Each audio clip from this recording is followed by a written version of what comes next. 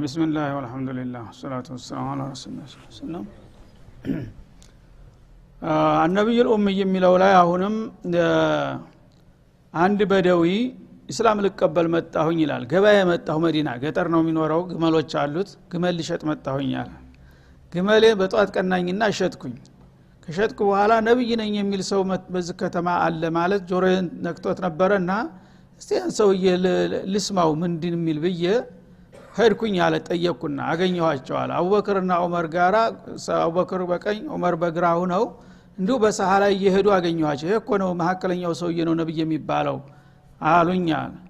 ሄጄ ሰላም አልኳቸውና ይሄ አዲስ ሃይማኖታቸውን ብታስረዱ ብዬ ያልኩት እግር መንገዱ ነው። እንግዲህ እሱ ግመል ሊሸጥ ነው የመጣው፣ አላህ ወፈቀው። ስለዚህ ወዲያው አስረዱት፣ አርካነል ኢማን አርካነል እስላም ነገሩና በቃ አመነ። አለል ፊጥራ ነው እሱ። ካመነ በኋላ ሶላት ደረሰና ሰገርና አሉ።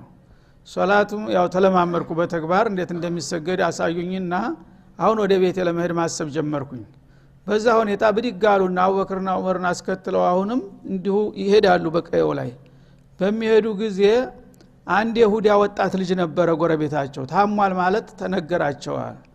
እሱን ታሟል ላሉ የገሌ ልጅ እንጠይቀው አሉና ሄዱ። ወደዛ ሲሄዱ ልጁ ደክሟል፣ በነፍስ ላይ ነው ያለው እና አባቱ ደግፎት እንደዚህ እያስታመመ እያቃሰተ ገባና እና ገባና ጠየቁት። በሚጠይቁት ጊዜ ያ ይሁዲ አባቱ ካካም ነው፣ ተውራት ዘርግቶ ያው ሊያኻትም ማለት ነው። ልጁን ያነበንባል፣ ያን እየቀራ ያው ሶብር ለማድረግ ይታገላል ማለት ነው። በዚህ ጊዜ ነብዩ ማንኛውንም አጋጣሚ ተጠቅመው ተልኳቸውን ነው ሁሉ ጊዜ ሄዱበት ቢሄዱ። አሁን ያን ተውራት ዘርግቶ እያነበነበ ሲያገኙት ይሄ ሰውዬ በመሰረቱ በአላህ ኪታብ አምኛለሁኝ ብሎ ያው ልጁን እንግዲህ በኺታም እንዲሄድለት እየጣረ ነው ያለው።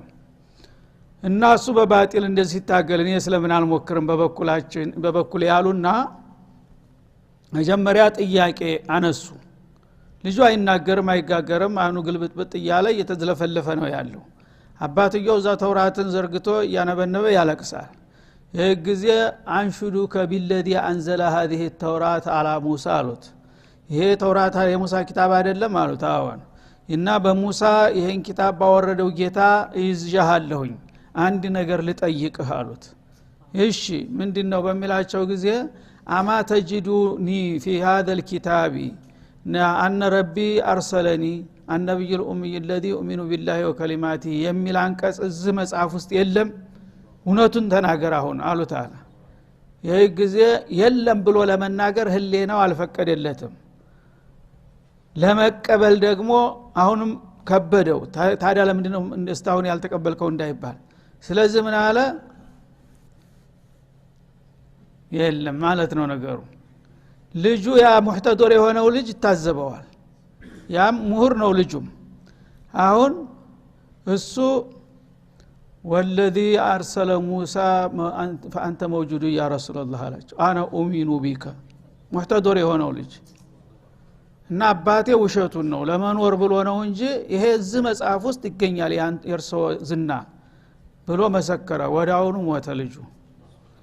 ስለዚህ ኹዙ አኻኩም አሉ። ይሄን ኸቢስ ተውትና ወንድማችሁን ያዙና ከፍኑት አዘጋጁትና እንሰግድበታለን አሉ እና አቡበክር። አላህ ነገር ሙህተዶር የሆነው ሰውዬ ካሁን በኋላ ለምን ብዬ ነው ውሸቱን የምደብቀው ብሎ አጋለጠ።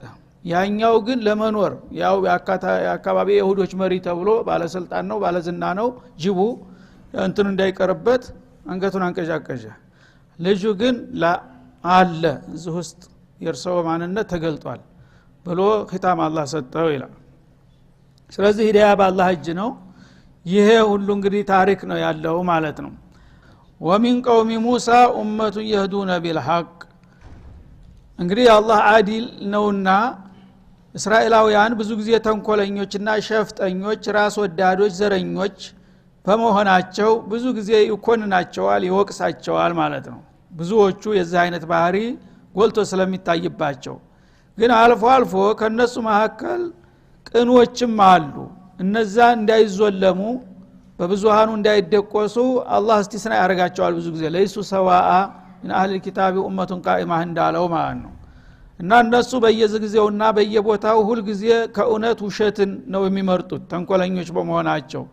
ሆኖም ግን ወሚን ቀውሚ ሙሳ ከሙሳ ህዝቦች ኡመቱ የህዱነ ቢልሐቅ በሐቅ የሚመሩ አሉ አንዳንድ ግለሰቦች ሐቅን ነክሰው የሚቀጥሉም አልጠፉም ይላል ማለት ነው ወቢሂ ያዕዲሉን እና በዛ ባወቁት ሐቅ ሰዎችንም በፍትህ ለመምራት የሚሞክሩ አልጠፉም ማለት በስመ ይሁዳ ሙሉ በሙሉ ነው ይሁዳ ከተባለ በእኽላስ ሰይጣን ነው ብለህ እንዳትፈርጅ አላህ Subhanahu Wa Ta'ala ከነሱ መሐከልም አልፎ ደጎችና ፍትሃዊ የሆኑ ይገኙባቸዋል በተለይ በዛ ወቅት ማለት ነው ያው የዚህ ልጅ ራሱ ታሪክ አንዱ ምሳሌ ነው ማለት ነው አባትየው የለም ብሎ ሲክድ ልጁ ግን ሙህተዶር ላይ ያለ ሰው በዛ ሰዓት እንዴት አርገህና ሐቅ ሳልናገር ሄዳለሁ ብሎ ወዳውኑ ምስክርነቱን ሰጠ እና ይሄን ልጅ የመሰሉ ሌሎችም የሙሳ ተከታይነን ባዎች ሐቅን የሚመሩ የሚቀበሉና በሐቅ ላይ ሰዎችን የሰዎችን መብት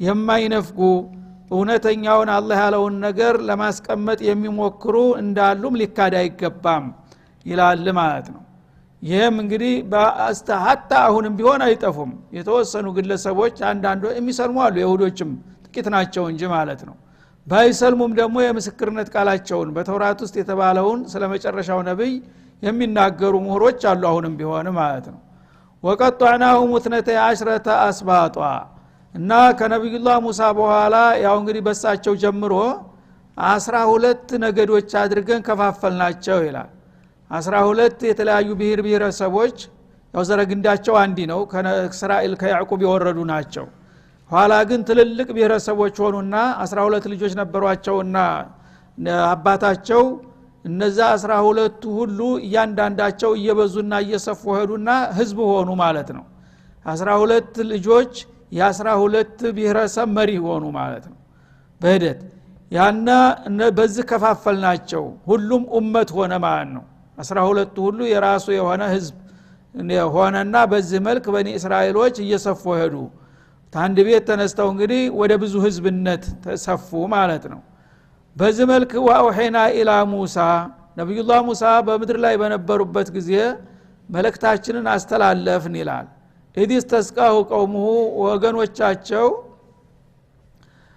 መጠጥ በጠየቁበት ዕለት እንግዲህ እነሱ ፊርዓውንን ከገረሰሱና እንደገና ራስ ስልጣነ መንግስቱን ከጨበጡ በኋላ አላህ Subhanahu Wa Ta'ala ወደ ጥንት ሀገራቸው እንዲመለሱና በይተል መቅዲስ አካባቢ ፍልስጤምን ሻምን በጥቅሉ ነፃ እንዲያወጡ አዘዛቸው በነብዩላህ ሙሳና ሃሩን አመራር ማለት ነው ወደዛ የዘመቻ ከተት ብለው በሚጓዙበት ጊዜ በረሃማ ቦታ ላይ ሲደርሱ በሲና ሲሻገሩ የውሃ ጥም አጠቃናሉ በረሃማ ቦታ ነው በኮዳ የተያዙት ውሃዎች ሁሉ አለቁ ስለዚህ እዚህ በረሃማ ቦታ ያለምንም ውሃ አምጥተህ ልታስፈጀን ነው እንደ ሙሳ ብለው ጮሁባቸው ማለት ነው ያነ ሙሳ ወደ ጌታቸው አቤቱታ አቀረቡ እና ወይም ይጠጣ ውሃ አምጣ አለበለዚያ እኮ በቃ ላንቃችን ደረከ ዝማለቃችን ነው ብለው ሲንጫጩባቸው ሙሳ ደግሞ ጌታዬ መጠጥ ፈልገዋል እነዚህ ሰዎችና ምን ላድርጋቸው ብለው ጠየቁ ማለት ነው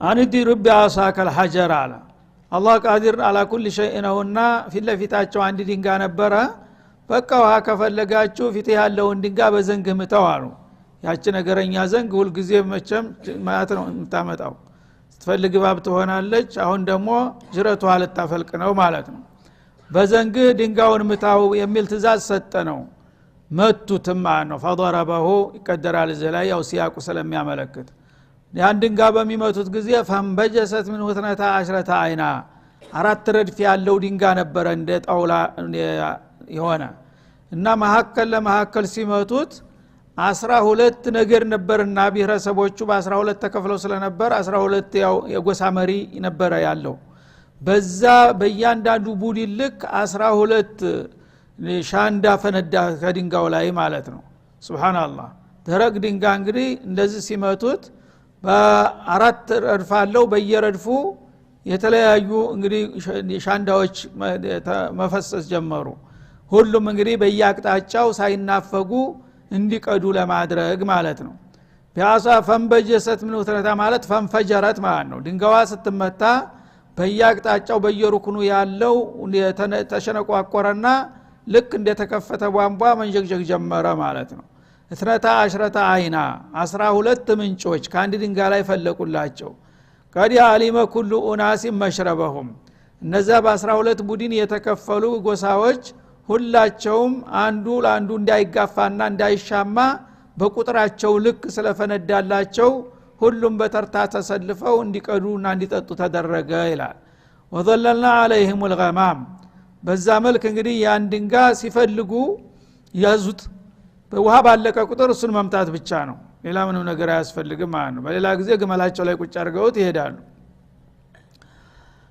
አሁን እንግዲህ እነሱ ወያው ዘመቻውን ላለመወጣት ፈልገው ነው ውሃውን ደፋፍተውና አባክነው ውሃ ለቀብን ብለው ሊመለሱ ፈልገው ነበር አሁን ግን ሙሳ ለጥያቄው መልስ በመስጣታቸው ምክንያቱ ጠፋ ጉዞው እንዲቀጥል ተገደዱ ማለት ነው እንደገና ስንቃቸውን አበካከኑ ደፋፉና ደግሞ ስንቅ አለቀብን ራብ አለቅን እያሉ መጮህ ጀመሩ ማለት ነው ያነ ደግሞ አላህ 12 قد علم كل اناس مشربهم وظللنا عليهم الغمام ከስንቁ በፊት ደግሞ ዳመና እንሱ ፀሐይ አቃጠለናሉ ዘመቻ እየሄዱ ሰው ፀሐይ መታኝ ብሎ አንድ ወታደር አቤቱታ ያቀርባል ፀሐይ አቃጠለና በበረሃ ፀሐይ እየተቃጠልን ነው እና አንድ መፍትሄ ካላመጣ በስተቀር በዚህ በረሃማ ሰዓት እንደዚህ ኩነን መጓዝ አንችልም አሏቸው ይሄንንም አቤቱታ ሲያቀርቡ ግደለም የሚያጅባችሁ ዳመና ይላክላቸዋል ተባሉና የዳመና መንጋ ተላከላቸው ሲሄዱ አብረው ይጓዛል ሲቆሙ ይቆማል ማለት ነው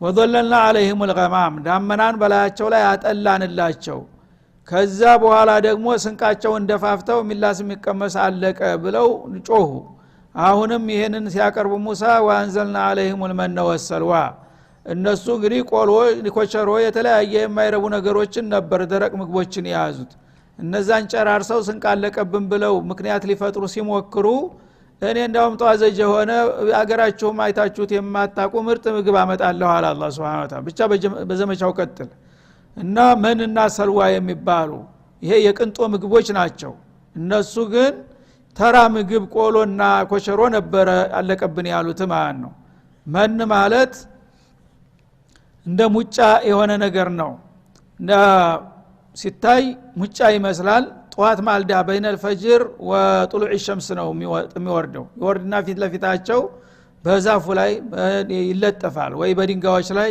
ይወርዳል ያንን አንስተው ሲበሉ በጣም ጥፍጥናው መጠን የሌለው ነገር ነው ወዳው ደግሞ ሰውነትን የሚገነባ የተስማማ ነው ለጤንነት ማለት ነው ሰልዋ የሚባለው ደግሞ ስጋ ነው የበራሪ ስጋ አዋፎች ሐማማ የመሰሉ ደስ የሚሉ አዋፎች እየበረሩ በመንጋ ሆነው በአየር ላይ እየተውለበለቡ ይመጣሉ በሚመጡ ጊዜ ፊትለፊታቸው እንደዚህ ይደረደራሉ ከተደረደሩ በኋላ ወዳውኑ የተጠበሰ ስጋ ትኩስ ስጋ ይሆናሉ በህይወታቸው እየበረሩ በገዛቸው መጥተው ሲበሏቸው የተቀመሙ በጣም ጣት የሚያስቆረጥም ጣፋጭ ስጋ ሆኖ ይገኛል ማለት ነው ይሄንን እየበሉ ዘመቻውን እንዲቀጥሉ ታዘዙ ማለት ነው ኩሉ ሚን ጠይባቲ ማረዘቅናኩም ከሰጠናችሁ ጣፋጭ ምግብ ብሉ ጠጡ ካሁን በኋላ ምን ትፈልጋላችሁ ውሃም አለ ይሄው ምግብም እንዳንተ ቆሎ ኮቸሮ ሳይሆን ትኩስ ስጋ ማር የቀለብኩ ነው ወስደህ አለ ማለት ነው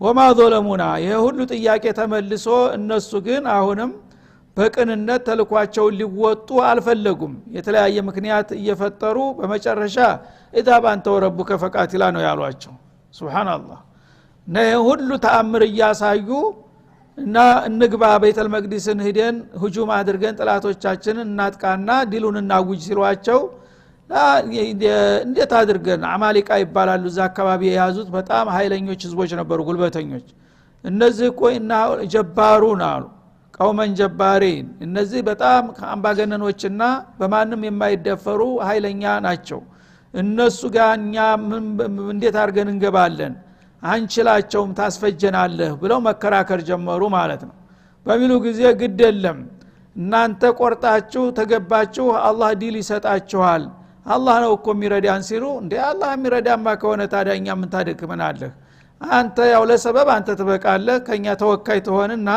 ሁለታቸው አላህ እናንተ ዲሉን በስሩ የዛ ጊዜ እኛ እንመጣለን አሉ ያው ምርኮውን ለመከፋፈል ማለት ነው የሁሉ እንግዲህ እየተደረገላቸው የዚህ አይነት አሳፋሪ መልስ የሚሰጡ ባለጌዎች ናቸው ይላል ማለት ነው። ወማ ظلمونا እና እኛ አስፈላጊውን እንክብካቤና ድጋፍ እየሰጠናቸው እነሱ ግን اذهب انت وربك فقاتلا እስከ ማለት መሄዳቸው ራሳቸውን የበደሉት እንጂ እኛን አልበደሉንም። ወላኪን كانوا انفسهم يظلمون ይሄን ሁሉ ጥፋትና ክፋት በመፈጸማቸው ራሳቸውን ነው የበደሉት እኔ ምንም አልተጎዳሁም ይላል። በዛ መልክ እንግዲህ እምቢ ብለው ያላህን እንግዲህ ሲሳይ እየተመገቡ ሰልዋ ምን እየወረደላቸው ዳመና እያጀባቸው በመጨረሻ ዘመቻውን ግቧና ደርስም ብለው አመጹ።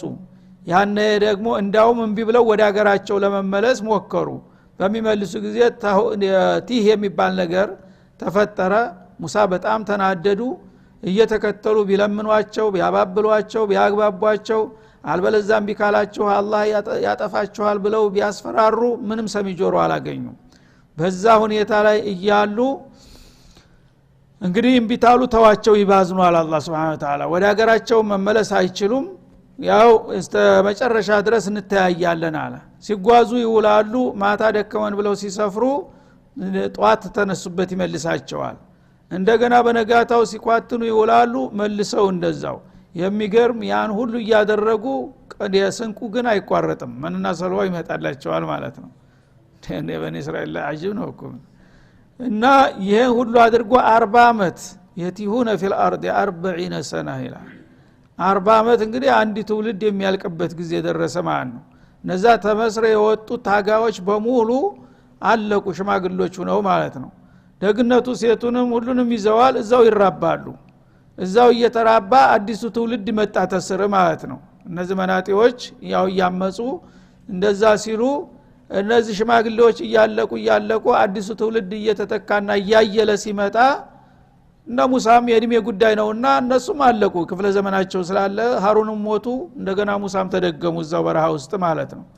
ከዛ በደግነቱ ነሳቸው ያሳደጉት ጥሩ ልጅ ነበረ ዩሻዕ ኢብኑ ኑን የተባለው ቃለ ሙሳ ሊፈታሁ የሚለው ሱረቱል ከፍ ላይ እሱም አላህ ተተኪ አርጎ ሾመው ነው ንቡጋውን ለሱ ሰጠው። ይሄ ትኩስ ኃይል እንደገና ተነሳና ይሄ አባቶቻችን እንቢ ብለው خسሩ الدنيا والآخرة በዱንያም በአኺራም ሁሉን ነገር አጥተው ሄዱ በበረሃ። እኛ እስከመቼ ነው ጎበዝ እንደዚህ ምን ሆነው ለምን ይሄ ሁሉ መከራ አንተምና አንድ ጊዜ ገብተን አይለይልንም በማለት በሐማስ ሲخطባቸው በቃ ምራና አሉ። ያ ትኩስ ትውልድ ጥሩ ነውና ማለት ነው። ይሄ ወጣት እንደገና አስተባብሮ ያንን ከተማ ለመክፈት ቻለ። አሁንም ቢሆን ለአንድ ኬላ አለፉ ማለት ነው እንጂ የነሱ ችግር አለቀ ማለት አይደለም። በሱም ላይ ብዙ ችግር ሊያመጡበታል ገና ማለት ነው። እና እነዚህ ሰዎች እንግዲህ ያንን ቤተል መቅዲስን ለመቆጣጠር አላህ ተስፋ ቃል ገብቶላቸው እናንተ ብቻ እንደምንም ብላችሁ አንድ የበርትታችሁ ግቡ እንጂ እኔ ዲሉን እሰጣችኋለሁ እያላቸው ዲል መስጠን ከሆነ እኛ ለምንድን መሳተፍ አስፈለገን አንተና ነብይህ ግባ አሉት ማለት ነው። ወኢዝ ቂለ ለሁም እስኩኑ هذه القريه በመጨረሻ ያለቀው አልቆ እንደገና አመራር ተቀይሮ በዩሻዕ ኢብኑ ኑን አዲሱ ትውልድ ተገባ በኋላ መመሪያ ተሰጣቸው ማለት ነው። እንግዲህ እዚች ከተማ ገብታችሁ ዲሉን ታበሰራችሁ በኋላ ወኩሉ ሚና አይቱሽቱም አገሪቱ በጣም የበለጸገች አገር ነበረችና የፈለጋችሁትን ምግብ እየበላችሁ እየጠጣችሁ ተደሰቱ እንግዲህ ተብሎ ተጋበዙ ማለት ነው። ወቁሉ ሂጦቱን እስከዛሬ ግን እንዲመግባት ላይ ቀር ነገር ብዙ ኃጢያቶች ወንጀሎችን አፍርታችኋልና ለእናንተም ለቀዳሚ አባቶቻችሁም መስአለቱና አንተ ሑጦ ذنوبنا ምን ለምንህ ነገር ቢኖር ወንጀላችንን አራግፍልን ይቅር በለን። እኛ እንዲህ በቀላል መግባት እየተቻለ አባቶቻችን ፈርተው ያን ሁሉ መከራ ሲያው መቆየታቸው በጣም ያሳዝናል። ለኛም ለነሱም ምህረትን እንለምናለን ብላችሁ ጠይቁ። ይሄን ከጠየቃችሁ ምራችኋለሁ ብሎ መመሪያ ሰጣቸው። ወድኹሉል ባበ ሱጀዳ ባበል መዲና ከተማው በር ላይ ስትገቡ ደግሞ ይሄንን ታሪካዊ ዲል ለሰጣችሁ ጌታ እጅግ የነሳችሁ ሱጁደ ሹክር ያደረጋችሁ ግቡ ተብሎ ታዘዙ ማለት ነው።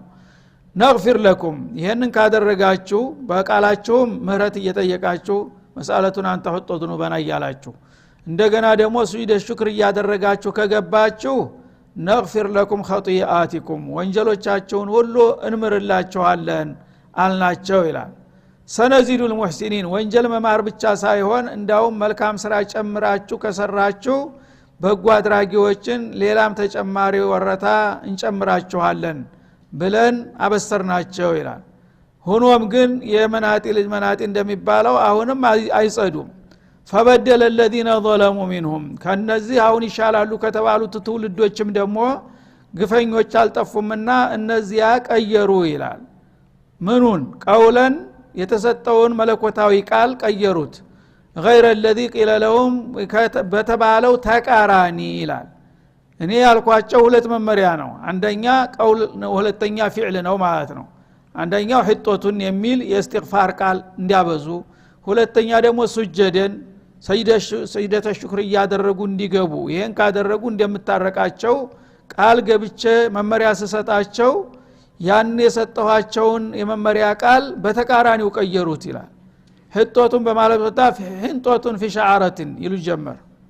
ሸቃ አጂብ والله سبحان الله። ምንድነው የሚጎዳቸው? ህጦቱን ማለት ህጦ ذنوبنا ወንጀላችንን አራግፍልን ማለት ነው። እነሱ ግን ምን አሉ? ህንጦቱን في شعارة ትርጉም የሌለው በቃ ተራ ቃል ርካሽ ቃል። ህንጦቱን في شعارة አንዲት የስንዴ ፍሬ በአንዲት ጠጉር አስራ ስጠን። ለሰው እንኳን ይባላል እንኳን ለረብ العالمين ይሄ ነገር። አንዲት ፍሬ ስንዴ በጠጉር አስሮ ተሰው እንኳን ይሄንን ጉዳይ ብለህ ትጠይቃለህ እንኳን ከአላህ። ይሄ እንግዲህ የአላህን እንግዲህ ክብር ለመንካት ብቻ ሆን ብለው ነው፣ ብልግና ነው የሚናገሩት ነገር ሁሉ ማለት ነው። ይሄንን ጠየቁ ማለት ነው። ከማ በደሉ ፊዕለን በተግባርም የተባለውን ደግሞ እንደዛው ቀየሩት ማለት ነው። ፈደኸሉ يزحفون على استاههم سجدን አልነበረም ሱጁደ ሹክር ያደረጋችሁ ግቡ የተባለውን ቁማቸው አትሄዱ ማለት ነው አሉና ቁጭ ብለው እንደ ቆማጣ ማንፏቀቅ ጀመሩ መሬት ላይ ማለት ነው። ሱብሃንአላህ። በአላህ ደረጃ እንግዲህ እንደዚህ የሚያረጉ ሰዎች ከነዚህ ሰዎች ምንድነው የሚጠበቀው?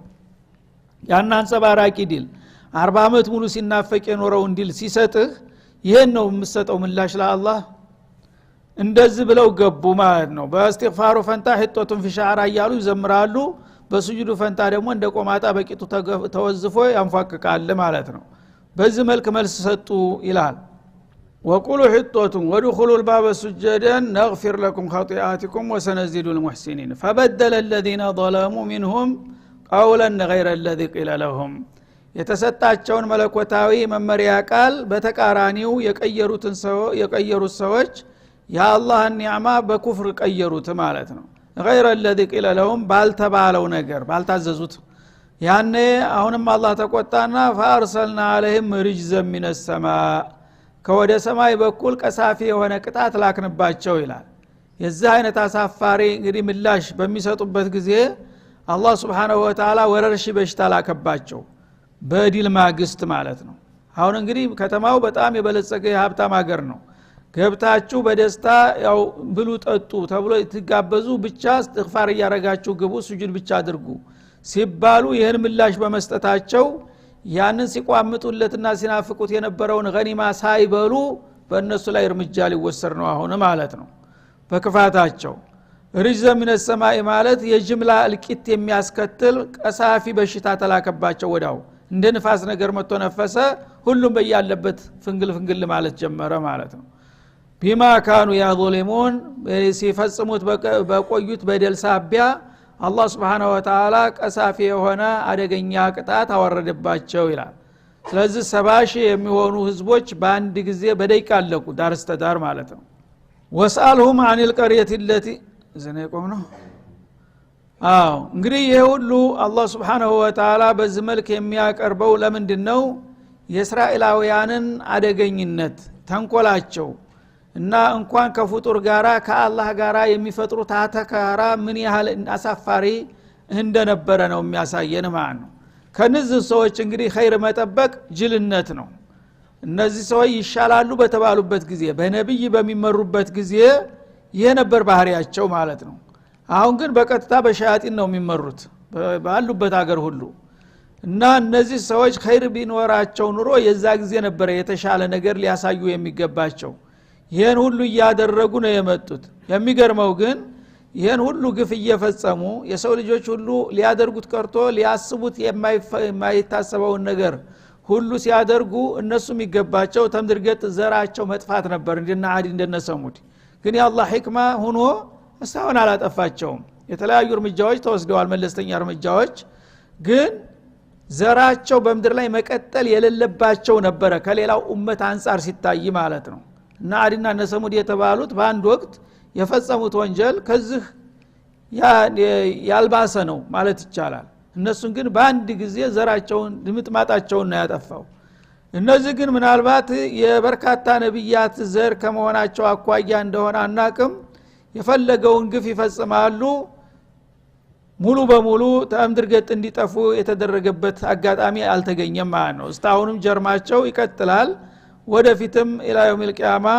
ያው ኡመተል እስላም መጨረሻ ዘመቻቸውን እስከሚያረጉ ድረስ እንደሚቀጥሉ ተነግሮላቸዋል ማለት ነው ስለዚህ እነዚህ ሰዎችን በዚህ መልክ በተለያየ ክፍለ ዘመናት በተለያዩ ነብያት የተሻለ ሁኔታ ላይ ናቸው በተባሉበት ጊዜ እንኳን ምን ያህል ነው ቅንነት እንደሚያሳዩ አብዛኛው ግን አሳፋሪና አስከፊ ገጽታ የተሞላበት መሆኑን የሚያሳየን ለምንድን ነው የነሱን ማንነት እንድናቃቸው ነው እነሱ በተለያዩ ጥሩ ቃላቶች ቢሰብኩን እንዲያንደለልና እንዲያንታለል እናንተ ኸይር ቢኖራችሁ ኑሮ በዛ ዘመን በዛ በወርቃማው ዘመን ጥሩ ቅዱስ ሆኑ ነበር አሁን ግን ከናንተ ምንም የሚጠበቅ ነገር የለም ብለን ማንነታቸውን አውቀን እንድንቋቋማቸውና ተንኮላቸውን እንድንከላከል ለማዘጋጀት ነው ለኡመተል እስላም እነሱን መኮነን አይደለም አላማው እና አንድ ሰው ጥላትህ እንደዚህ ነው ባሪ እንደዚህ ነው እንዲህ ያስባል እንዲህ ያደርጋል በታሪኩም እኮ እንዲህ ያረግ ነው ብሎ ሲነግርህ አባትህ ምንድነው የምትሰማው ይሄ አደገኛ ጥላቴ ነው ብለህ ተጥቅህን ጠበቅ እንድታረግና በቀላሉ እንዳትበላ ሊያዘጋጅህ ነው ማለት ነው እንጂ ዳረል ጀዛ እነሱን ሊቀጣ ከፈለገ አኺራት ቀጠሮ ተይዟል እዛ ነው አሁን ግን ተሞቱ በኋላ አብዛኛዎቹ ሻመት 2000 አመት ያለፋቸውን ሁሉ ነው እንደዚህ የሚያብጠለጥላቸው የነዛ ርዝራጆች ናቸው አሁንም ያሉትና ከነዚህ ሰዎች ብዙ ኸይር እንዳትጠብቁ እርግጥ ነው አልፎ አልፎ ለናሙና አንዳንድ ኸይረኞች ሊኖሩ ይችላሉ እነዚህ ግባ የሚባሉ አይደለም እነሱ በአጠቃላይ ግን በኒ እስራኤል የሚባለው ህዝብ እዚህ በመድር ላይ ላለ ቸርሞች ናቸውና እወቋቸውና ተጠንቀቋቸው ነው ዋናው መልእክት ማለት ነው ይሄንን እንግዲህ የሚገነዘቡበትና ኡመተል እስላም በስራ ላይ የሚያውሉበት ቀን ሲመጣ የዚህ ኡመት ችግር ሊፈታ የሚችለው የዛ ጊዜ ብቻ ነው አለበዛ እነሱ በዚህ ሁኔታ ላይ እስከቀጠሉ ድረስ ኡመተል እስላምም በእንቅልፋቸው እስከቀጠሉ ድረስ መፍትሄ ይመጣል ማለት ዘበት ነው ማለትን ነው ሊያስረዳን የሚፈልገው ማለት ነው هذا وصلى الله وسلم على النبي وعلى اله وصحبه والسلام عليكم ورحمه الله